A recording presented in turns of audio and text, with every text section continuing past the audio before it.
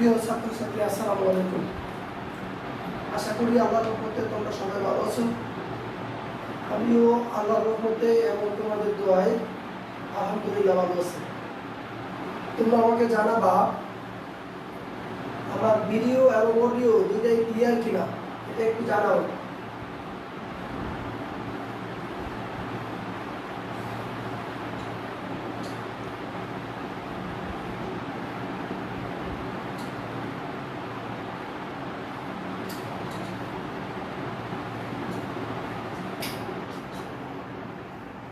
Video এবং audio দুইটাই clear কিনা আমাকে একটু জানাবা।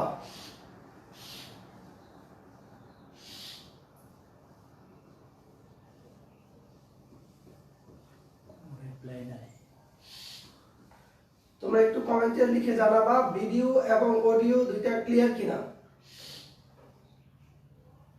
Clear sir. ওকে, আমরা গত ক্লাসে পদার্থবিজ্ঞান প্রথম পত্রের অধ্যায় 3 আলোচনা করেছিলাম। মোটামুটি ওই অধ্যায়টা শেষ করেছি। আজকে আমরা আলোচনা করব অধ্যায় 5। অধ্যায় 5 এর যেভাবে আলোচনা করব তোমাদের জন্য,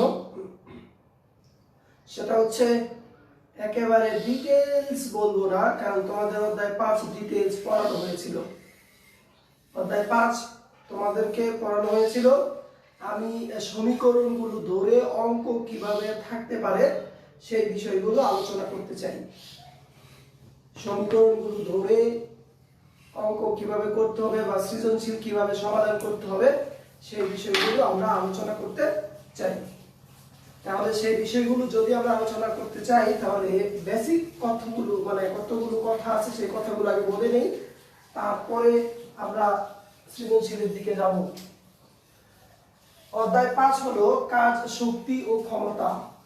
কাজ, শক্তি ও ক্ষমতা। প্রথমে আমাদের জানতে হবে কাজ কি। কাজের সংজ্ঞা লিখতে দিলে স্টুডেন্টরা বিভিন্নভাবে কাজের সংজ্ঞা লিখে, আর বিভিন্নভাবে কাজের সংজ্ঞা লিখলে ওই জায়গাগুলোতে একটু একটু গ্যাপ থাকার কারণে নাম্বার দেয় না। তখন স্টুডেন্ট মনে করে যে আমি সঠিক লিখেছি, আমাকে নাম্বার দেওয়া হয়নি। আসলে কোন জায়গাটাতে ভুল ছিল সেই ভুলটা আমাদের খুঁজে বের করতে হবে, আর ভুলটা খুঁজে বের করে ওই ভুলটা যেন আমাদের না হয় সেই দিকে সতর্ক থাকতে হবে। কাজের সংজ্ঞাটা আমি আরেকবার লিখে দিচ্ছি, পরে আমি ভুলগুলো বলে দিব। কোন বস্তুর উপর বল প্রয়োগে বস্তুর সরণ ঘটলে প্রযুক্ত বল ও বলের দিকে বস্তুর সরণের উপাংশের গুণফলকে কাজ বলে।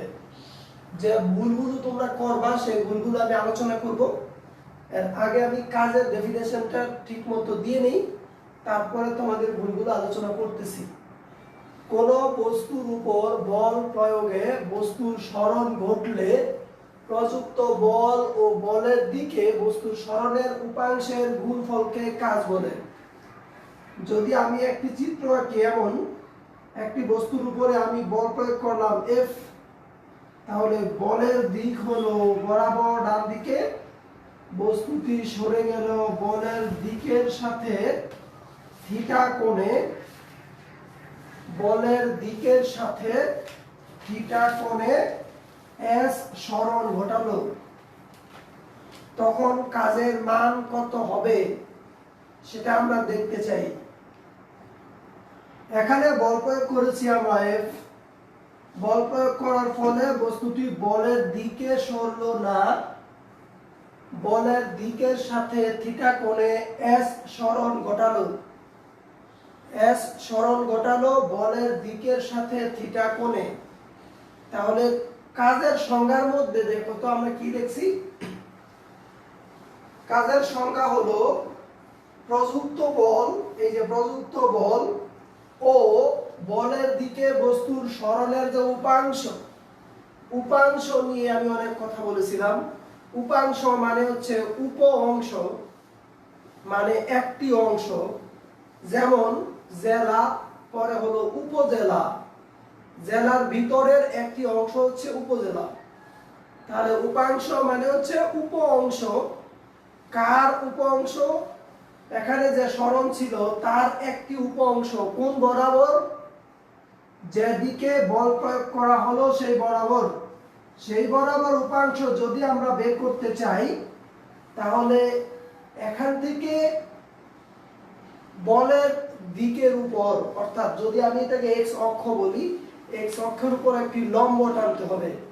লম্ব টানার পরে আমরা দেখতে পাচ্ছি বলের দিকে বস্তুটির সরণ হলো এক্স। বলের দিকে বস্তুটির সরণ হলো এক্স। এখানে যদিও বস্তুটির সরণ ছিল এস, যেটা বলের দিকে নয়, যেটা বলের দিকে নয়, সেটা কোন দিকে? সেটা হলো বলের দিকের সাথে থিটা কোণে। কিন্তু সংজ্ঞার মধ্যে আমাদের এই থিটা কোণের কথা বলেনি। আমাদের বলেছে বল প্রয়োগ করব, আর বস্তুটি বল যেদিকে দিয়েছি সেই দিকে কতটুকু গিয়েছে। বল যেদিকে দিয়েছি সেই দিকে বস্তুটি কতটুকু গিয়েছে, সেই দিকে আমরা দেখতে পাচ্ছি গিয়েছে এক্স। তাহলে কাজের সংজ্ঞা অনুসারে হবে W=Fx। কাজের সংজ্ঞা অনুসারে কি হবে? W=Fx। এইবার আমরা একটু দেখতে চাই, এটা একটা সমকোণী ত্রিভুজ। দেখো, এই সমকোণী ত্রিভুজের এটা যদি কোণ হয়, এটা হবে লম্ব, নিচেরটা হবে ভূমি, এটা হবে অতিভুজ। আমরা দেখতে পাচ্ছি এখানে ভূমি আর অতিভুজের মান আছে। ভূমি হচ্ছে x, অতিভুজ হচ্ছে s। তাহলে ভূমি আর অতিভুজের মধ্যে সম্পর্ক কার? cos। কবরে ভূত আছে, তোমরা জানো কবরে ভূত আছে। কবরে ভূত থাকে না, আমাদের এই পড়ার সাথে আমরা একটু বলি কবরে ভূত আছে। ওকে, তাহলে cos থিটা ইকুয়াল টু ভূমি বাই অতিভুজ, সুতরাং x equal two s cos theta. তাহলে আমরা এখান থেকে লিখতে পারি f s cos থিটা। তাহলে আমাদের কাজের সংজ্ঞা যেটা হলো বা সমীকরণ যেটা হলো w equal to f s cos theta. একদম ভেঙে ভেঙে ভালো করে বুঝে রাখতে হবে। সৃজনশীলের মধ্যে যদি তুমি ভেঙে ভেঙে ভালো করে বুঝে রাখতে না পারো, ঝামেলায় পড়ে যাবা।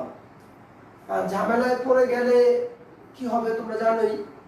এই জন্য একদম সহজভাবে ভেঙে ভেঙে নিজের মতো করে নিজের কাছে সাজিয়ে রাখবা, পরীক্ষা হলে আসলেই যেন তুমি সহজে পেরে দাও। আমাকে বলবা এই ডাব্লিউটা হচ্ছে কাজ, এফ হলো প্রযুক্ত বল, এস হলো বস্তুর সরণ। কোন দিকে সরণ আমার দরকার নাই এখন আর। সংজ্ঞার মধ্যে বলেছিলাম এক্স দরকার আছে, কিন্তু যখন এই সমীকরণ প্রতিপাদন হয়ে গেল তখন আমার আর দরকার নাই। আমি বলবো এফ বল, এস হলো সরণ, এই জায়গায় থিটা আছে। এই থিটাটা হলো প্রযুক্ত বলের দিকের সাথে কত ডিগ্রি কোণে সরণ ঘটানো হলো সেই কোণটা হলো থিটা। অন্যভাবে বলতে পারো এফ ও এস এর মধ্যবর্তী কোণ থিটা। এফ ও এস এর মধ্যবর্তী কোণ থিটা। যদি বলো তাহলে সমীকরণ আরেকটা দাঁড়ায় W=F.S। কারণ আমরা যেটা জানি A ডট B সমান হচ্ছে AB cos theta. A dot B সমান হচ্ছে AB cos থিটা। যদি AB cos থিটা হয় তাহলে এটাকে আমি A ধরলাম, এটাকে B ধরলাম, A ডট B সমান AB cos থিটা হবে। তাহলে সমীকরণ কাজের ক্ষেত্রে শুরু করেছি আমরা এই জায়গা থেকে W=Fx, এরপরে আসতো W=Fs cos থিটা, তারপরে আসতো W=F.S। এগুলো মুখস্থ করার বিষয় নয়। মুখস্থ করে রাখলে আজকে কালকে এক সপ্তাহ 2 সপ্তাহ থাকবে, তারপরে আর পরীক্ষা হলে গিয়ে সব একসাথে গলায় যাবে। একসাথে গলায় গেলে আর ভালো রেজাল্ট করা যায় না। ওকে, ছাত্র কম একবারে। এটা হলো আমাদের কাজের সংজ্ঞা বলেছি। এবার কাজের সংজ্ঞার মধ্যে যে ভুলগুলো তোমরা করো সেই ভুলগুলো আমি এখন দেখতে চাই কি কি ভুল করো তোমরা। দেখো, কোন বস্তুর উপর বল প্রয়োগে বস্তুর সরণ ঘটলে তাকে কাজ বলে। কোন বস্তুর উপর বল প্রয়োগে বস্তুর সরণ ঘটলে তাকে কাজ বলে, লিখলেই নাম্বার আসবে 0। কোন বস্তুর উপর বল প্রয়োগে বস্তুর সরণ ঘটলে প্রযুক্ত বল এবং বস্তুর সরণের গুণফলকে কাজ বলে। এটা লিখলেও নাম্বার আসবে 0, কারণ এটার মধ্যেও একটু ভুল আছে। সরণ, এই যে দেখো, এদিকে সরণ হলো, এদিকে সরণ, বল এবং সরণ এই দুটার গুণফলকে কাজ এখানে বলেনি। যদি এইভাবে কেউ দেখে কোন বস্তুর উপর বল প্রয়োগে সরণ ঘটলে প্রযুক্ত বল এবং বলের দিকে সরণের গুণফলকে কাজ বলে, তাহলে আর কোনো সমস্যা নেই। বলের দিকে সরণের গুণফলকে কাজ বলে, বলের দিকে সরণের উপাংশ না বললেও সমস্যা নাই, বলের দিকে উল্লেখ করলে আর সমস্যা নাই। এই জন্য আমি বারবার বলে দিচ্ছি, ফিজিক্স পড়ার সময় অবশ্যই সতর্ক থাকতে হবে। সতর্ক যদি না থাকো তাহলে এই ভুলগুলো হবে, আর এই ভুলগুলো হলে নাম্বার পাওয়া যাবে না, আর নাম্বার না পেলে তোমার সবচেয়ে বেশি ক্ষতি হবে, তারপর অন্য কারণ। এই জন্য আমরা যা পড়বো এখন, চিন্তা অবশ্যই আমাদের ভালো মানুষ হতে হবে, এটা প্রথম চিন্তা। তারপরে দ্বিতীয় চিন্তা আমাদের করতে হবে যে আমাদের একটা ভালো রেজাল্টও দরকার, ভালো মানুষ হওয়ার জন্য আমাকে ভালো রেজাল্টও করতে হবে। আর এই কারণে আমরা একটু সতর্কই থাকবো এই বিষয়গুলো পড়ার ক্ষেত্রে। ওকে, আমি আশা করি তোমরা কাজের সংজ্ঞা বুঝতে পেরেছো। এবার কাজ দুই প্রকার। কাজ নিয়ে আমি আগেও মনে হয় তোমাদের আলোচনা করেছিলাম অনেক, এখন আবার আলোচনা করে দিচ্ছি। কাজ দুই প্রকার। এক নাম্বার হচ্ছে ধনাত্মক কাজ,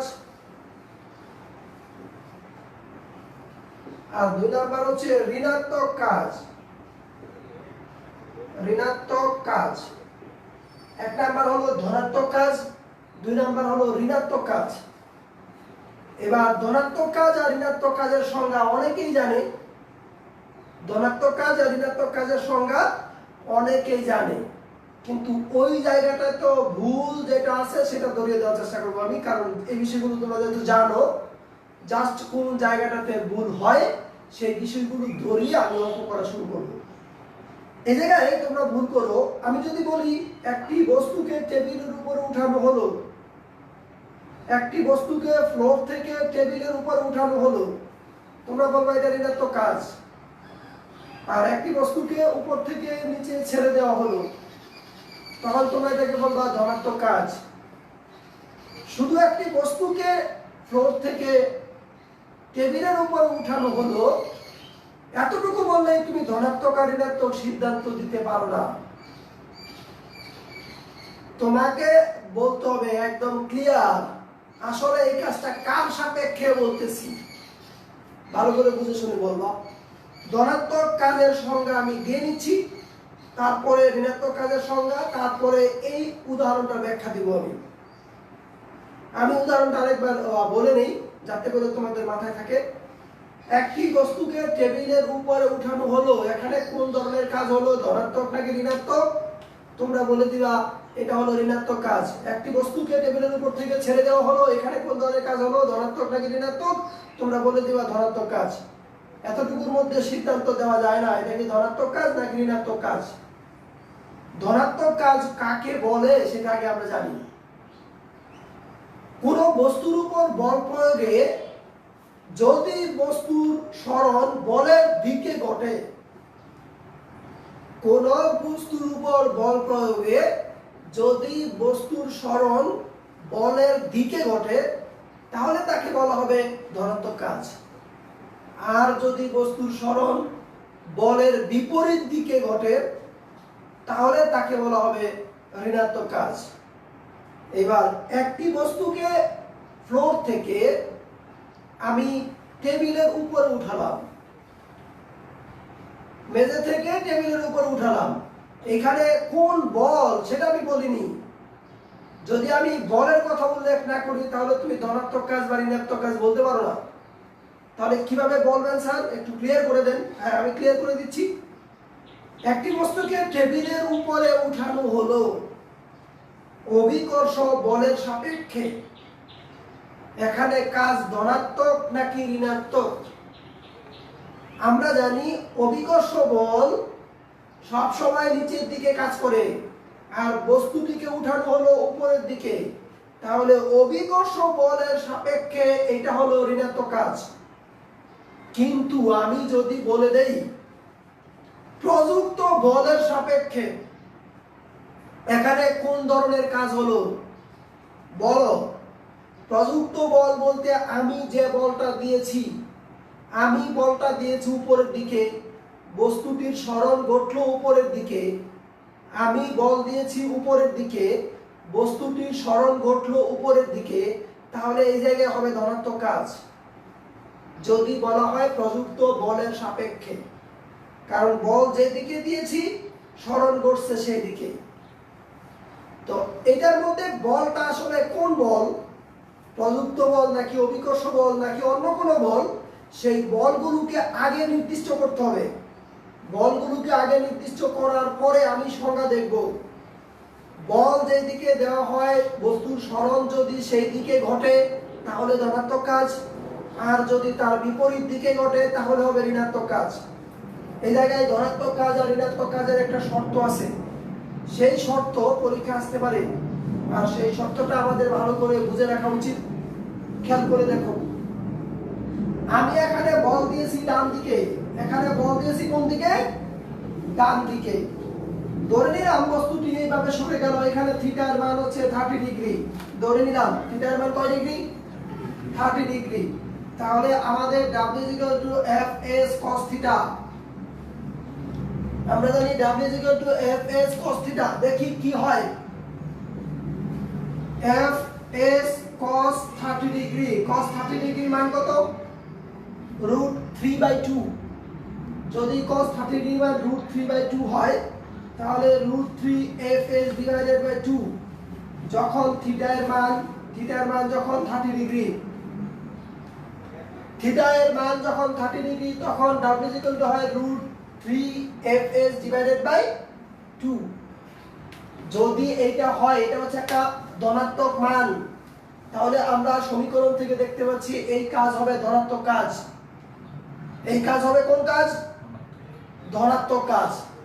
এবার যদি থিটার মান 0 ডিগ্রি হয়, 0 ডিগ্রি হবে কখন?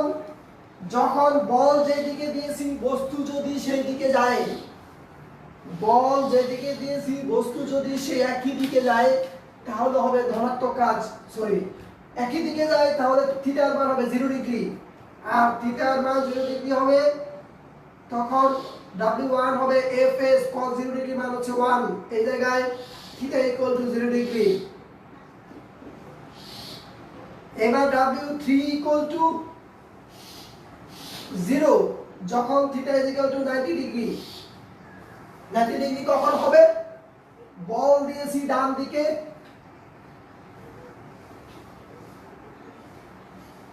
দেখো বল দিয়েছি ডান দিকে, বস্তুটি সরে গেল উপরের দিকে। যদি উপরের দিকে সরে যায় তাহলে বলের দিকের সাথে এখানে কোণ হলো 90 ডিগ্রি, আর cos 90 ডিগ্রির মান হচ্ছে 0, তাহলে কাজের মান হয়ে যাবে 0। তাহলে আমরা এখান থেকে দেখতে পাচ্ছি বল যেদিকে বস্তুর সরণ যদি সেই দিকে হয় তাহলে থিটার মান 0 ডিগ্রি, আর থিটার মান 0 ডিগ্রি হলে কাজ হয় সর্বোচ্চ। তারপরে কোণের মান বাড়তে থাকে, কাজের মান কমতে থাকে। কাজের মান কমতে কমতে যখন theta is equal two 90 degree হয় তখন কাজের মান হয়ে যায় 0, তখন কাজ আর থাকেই না, কাজ হয়ই না। তাহলে এখানে ধনাত্মক কাজের আমি একটা শর্ত লিখতে পারি। ধনাত্মক কাজের শর্ত এরকম হবে: 1 number, 0 degree less than or equal theta less than 90 degree. এটা হলো ধনাত্মক কাজের শর্ত। 0 ডিগ্রি থেকে শুরু হবে, 90 ডিগ্রির আগ পর্যন্ত ধনাত্মক কাজ থাকবে। 0 ডিগ্রি থেকে শুরু হবে 90 ডিগ্রির আগ পর্যন্ত। 90 ডিগ্রি না, এখানে দেখো ইকুয়াল নাই, কিন্তু 0 ডিগ্রির এই জায়গায় ইকুয়াল আছে। 0 ডিগ্রি সহ কিন্তু 90 ডিগ্রি বাদ, 90 ডিগ্রির আগ পর্যন্ত হবে ধনাত্মক কাজ। এবার আমি দেখবো ঋণাত্মক কাজ কখন হয়।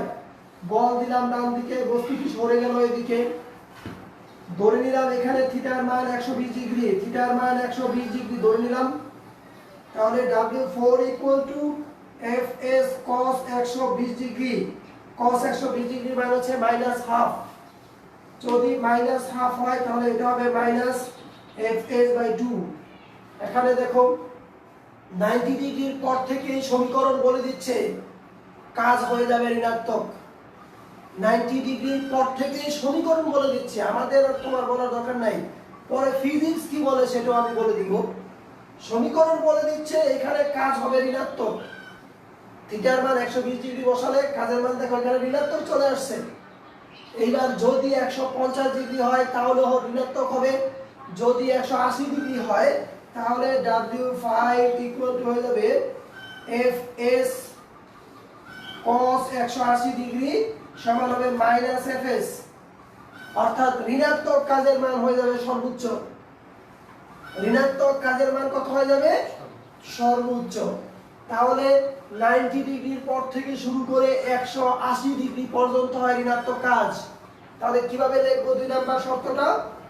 90 degree less than theta less than or equal 180 degree. 90 degree less than theta less than or equal 180 degree. 0 degree কাজের মান যখন 0 তখন এটা ধনাত্মক বা ঋণাত্মক কোনোটার মধ্যেই পড়ে না।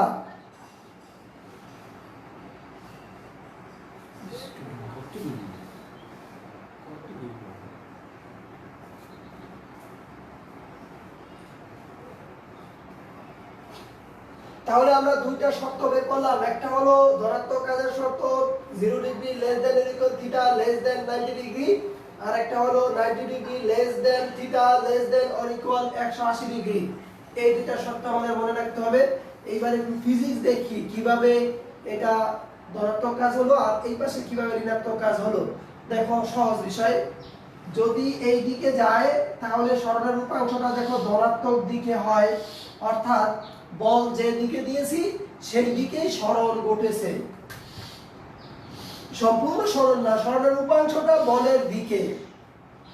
যদি উল্টা পাশে এদিকে চলে আসে তাহলে এখান থেকে লম্ব টানো, বল দিয়েছি ডান দিকে, সরণের উপাংশ হয়েছে ডান দিকে। সংজ্ঞার মধ্যে একটু আগে আমরা বলে দিয়েছি বল যে দিকে দিব যদি সরণ তার বিপরীত দিকে ঘটে তাহলে সেটা হবে ঋণাত্মক কাজ। এখানে আমরা ম্যাথমেটিক্স এবং ফিজিক্স দুইটা বিষয় দেখালাম, তোমাদের ভালো করে মনে রাখতে হবে। আর এগুলো মুখস্থ করে রাখার বিষয় না, মুখস্থ করে রাখলে পারবা না, ভুলে যাবো। মুখস্থ করে রাখলে পারবা না, ভুলে যাবো। এগুলো বোঝার বিষয়, বুঝে রাখলে এগুলো ভুলবা না কখনোই। এইবার যাব আমরা শক্তি। কাজ নিয়ে একটু আলোচনা করেছি, এবার শক্তি নিয়ে একটু আলোচনা করি, তারপর অঙ্ক করব।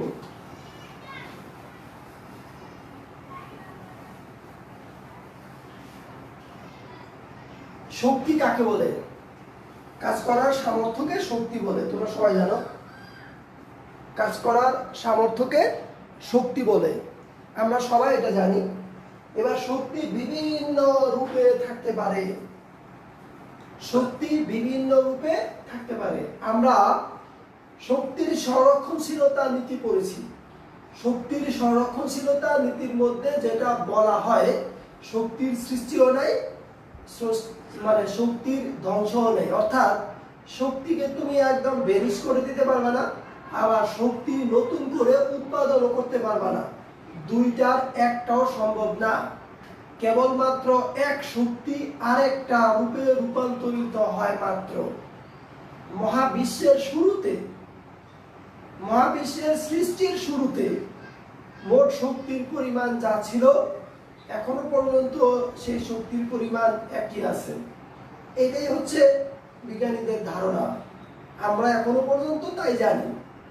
এবার দেখো যদি তুমি বলো বিদ্যুৎ শক্তি আলোক শক্তিতে রূপান্তরিত হতে পারে, আবার তাপ শক্তিতে রূপান্তরিত হতে পারে, তাহলে এক শক্তি আরেক শক্তিতে রূপান্তরিত হতে পারে।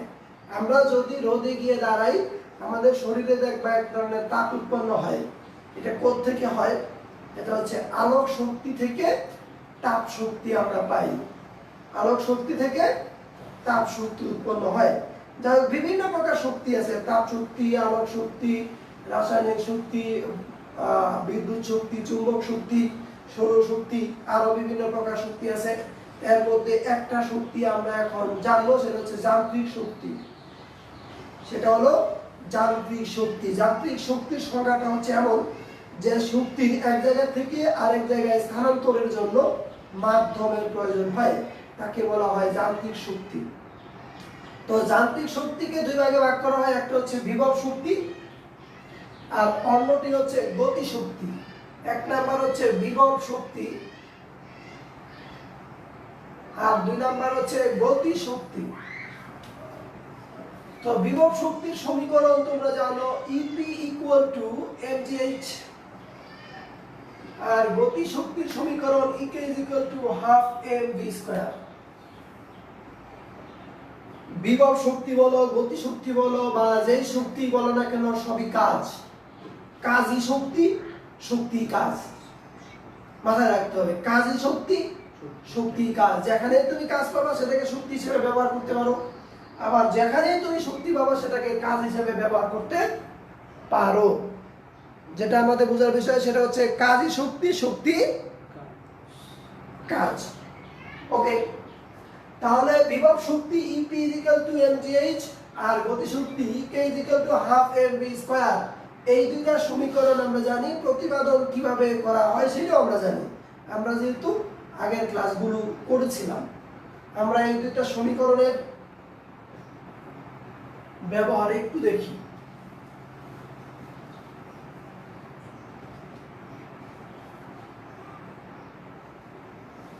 একটি বস্তু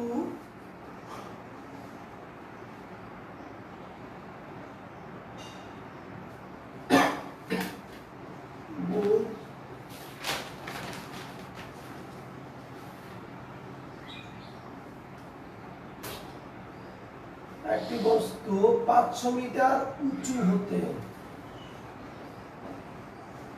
মুক্তভাবে ছেড়ে দেওয়া হলো।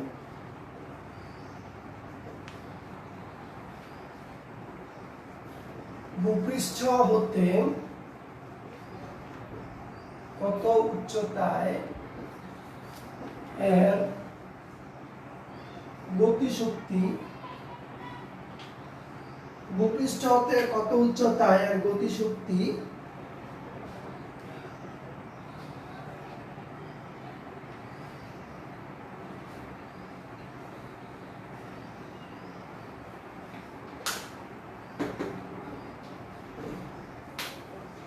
গতিশক্তি বিভব শক্তির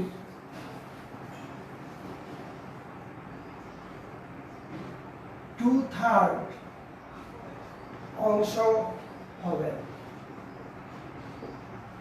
একটি বস্তু 500 মিটার উঁচু হতে মুক্তভাবে ছেড়ে দেওয়া হলো।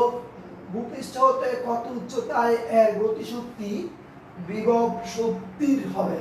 এখানে একটা র থাকবে, শক্তির 3 ভাগের 2 অংশ হবে।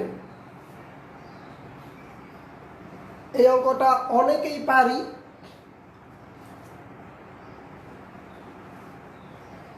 এই অঙ্কটা আমরা অনেকেই পারি, কিন্তু তারপরেও আবার করতে গিয়ে অনেকে ভুল করি। আমি অঙ্কটা একদম ডিটেইলসে বলে দিব কিভাবে করতে হবে, আর এটার বেসিকটাও অনেকেরই জানা, তারপর আমি একটু বলে দিচ্ছি।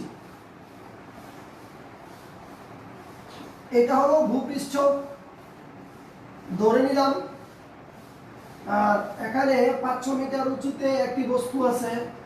এখানে উচ্চতাটা হলো 500 মিটার।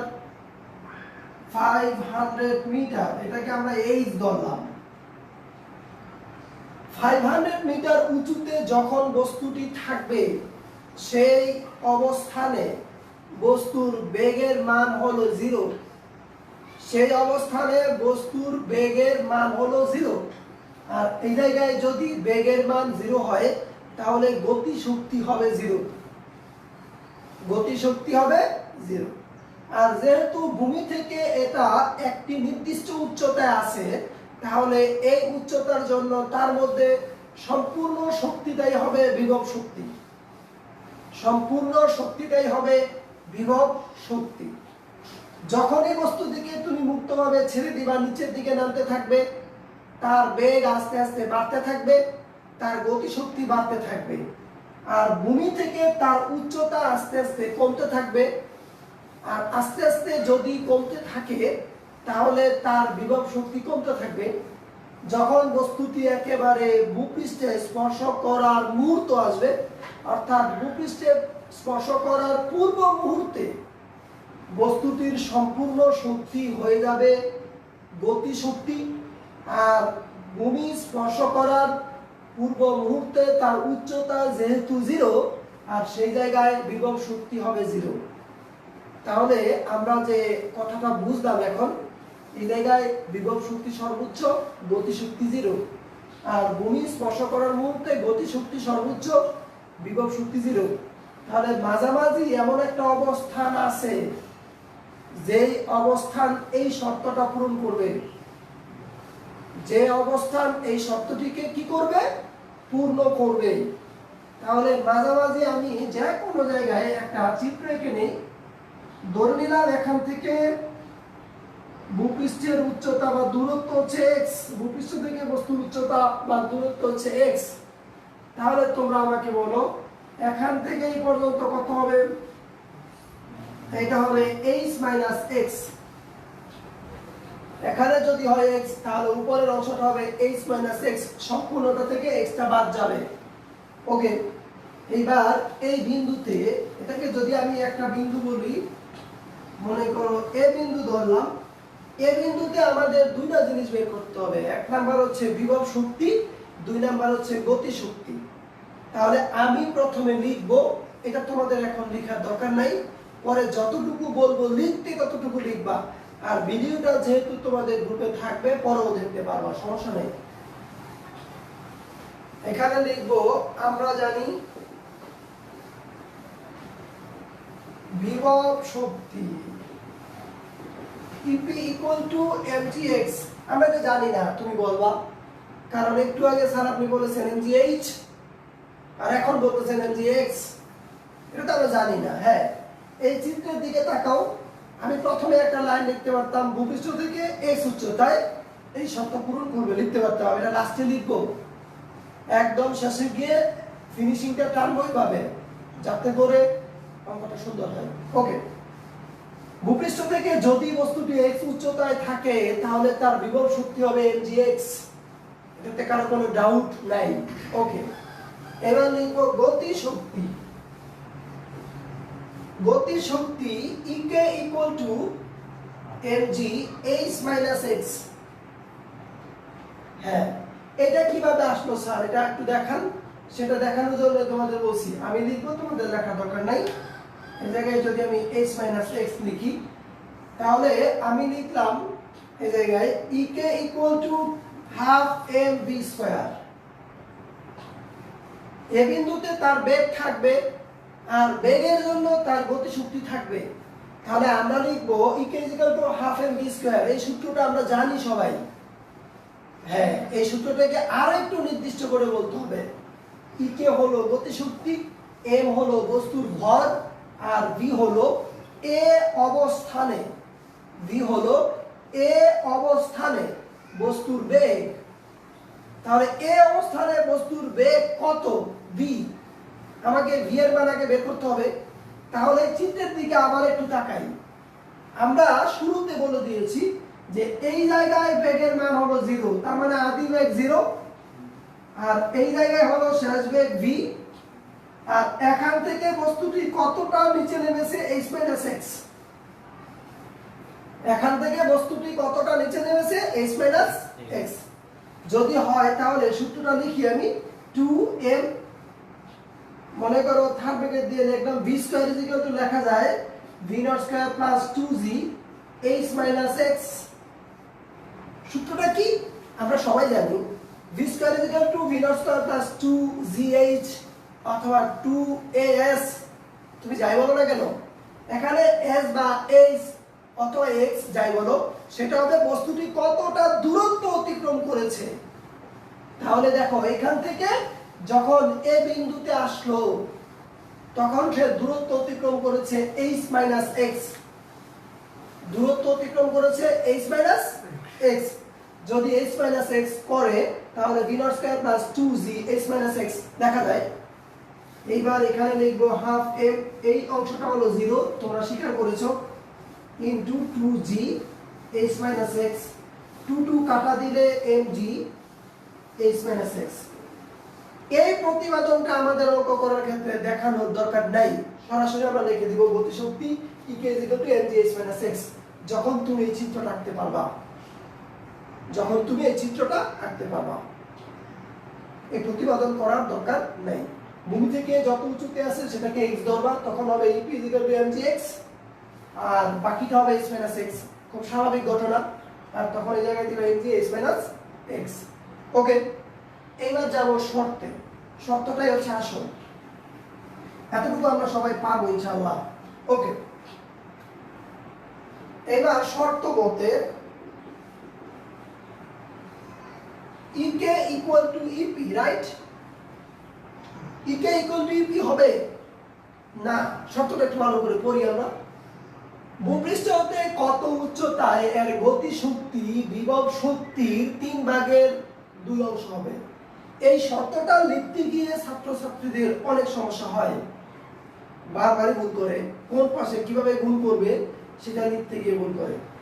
মনে রাখার দরকার নাই, শুধু অল্প একটু মনে রাখতে হবে।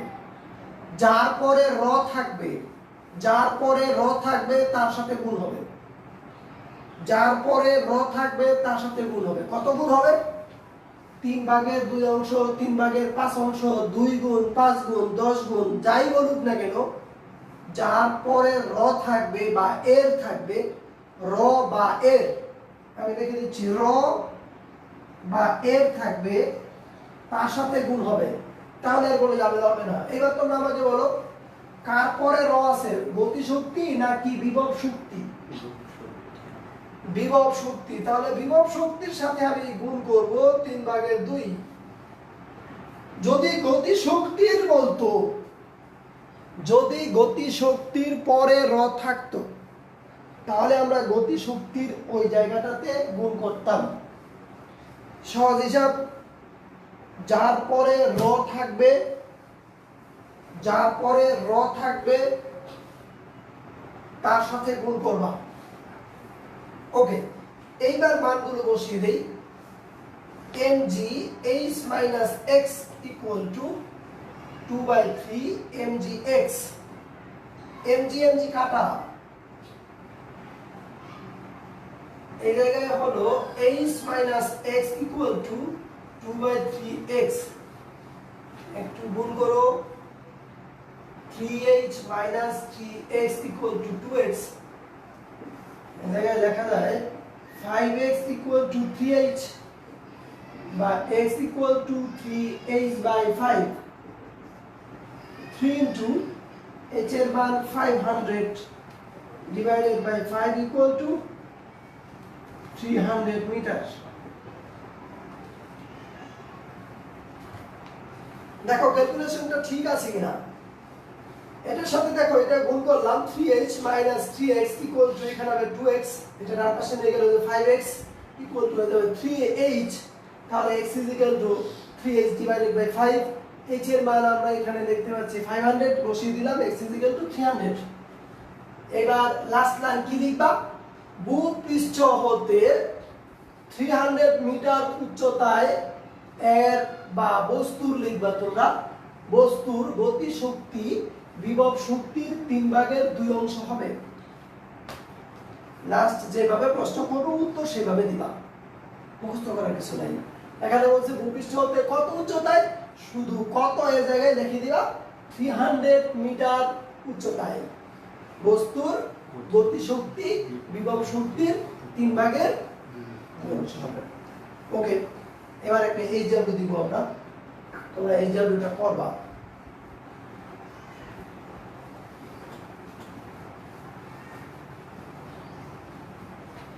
তোমরাও বলবা মামুন স্যার সহজ অঙ্ক করিয়েছে, কঠিন অঙ্ক দিয়েছে। একই নিয়মে করবা সবগুলো। এখন 2টা 5টা 10টা বিন্দু যাই দেখ না কেন, মামুন স্যার না শুধু যে কোনো স্যার দেখ, তুমি একই নিয়মে করে যাবা।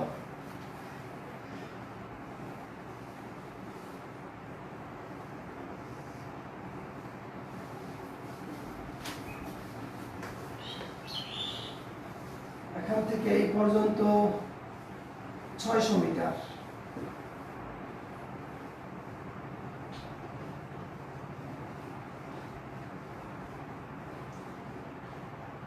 এখান থেকে এই পর্যন্ত 200 মিটার।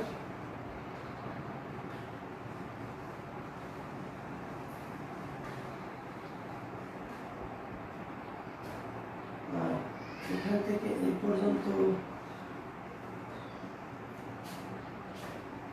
200 মিটার। এটাকে দিলাম এ, এটা হলো বি, এটা সি। এ বি সি অবস্থান, 3টা অবস্থান দেখিয়েছি আমি।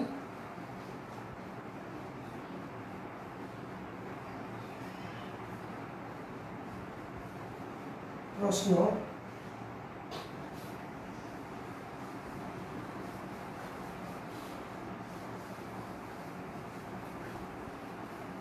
পাঁচশো গ্রাম ভরের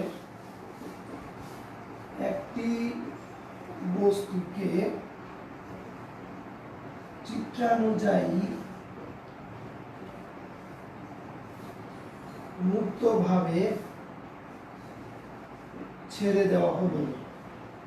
এই জায়গায় মুক্তভাবে বলেছি, মুক্তভাবে ছেড়ে দেওয়া হলো, এখানে বাতাসের বাধা থাকবে, কিন্তু আমরা ধরে নিলাম যে মুক্তভাবে পড়ছে, এটা ধরে নিব, বাধা থাকবে। দেওয়া হলো এ বি ও সি অবস্থানে শক্তির, যান্ত্রিক শক্তির সংরক্ষণশীলতা যাচাই করো। আমি আবার বলে দিচ্ছি, 500 গ্রাম ভরের একটি বস্তুকে চিত্রানুযায়ী মুক্তভাবে ছেড়ে দেওয়া হলো। এ বি ও সি অবস্থানে, এ বি ও সি অবস্থানে যান্ত্রিক শক্তির সংরক্ষণশীলতা যাচাই করো। যান্ত্রিক শক্তি সংরক্ষিত থাকে কিনা সেটা তোমরা যাচাই করবা, এটা হলো তোমাদের কাজ। তো এটা করার জন্য আমাদের কি করতে হবে, একটু হিন্টস দেই। এ বিন্দুতে বিভব শক্তি গতিশক্তি দুইটাই লাগবে, বি বিন্দুতে বিভব শক্তি গতিশক্তি দুইটাই লাগবে, সি বিন্দুতে বিভব শক্তি গতিশক্তি দুইটাই লাগবে। তার মানে কি দাঁড়ালো, এখানে অঙ্ক দিয়ে দিলাম 3টা। যদি এ বিন্দুতে মোট শক্তি, বি বিন্দুতে মোট শক্তি এবং সি বিন্দুতে মোট শক্তি সমান হয়, তাহলে আমরা বলতে পারবো যান্ত্রিক শক্তির সংরক্ষণশীলতা মেনে চলে। তো এই জায়গায় অবশ্যই সমান হবে, এই জায়গায় সমান না হওয়ার কোনো সুযোগ নেই। তোমাদের অঙ্ক করার জন্য দিয়েছি, জাস্ট প্র্যাকটিস করার জন্য, যাতে করে তোমার আত্মবিশ্বাসটা বেড়ে যায়, এই কারণে এই অঙ্কগুলো দিয়েছি। সবাই ভালো থাকবা, সুস্থ থাকবা। আজকে এখানে শেষ করলাম। পরের দিন ইনশাআল্লাহ কাজ শক্তি ক্ষমতার আরো অঙ্ক করব।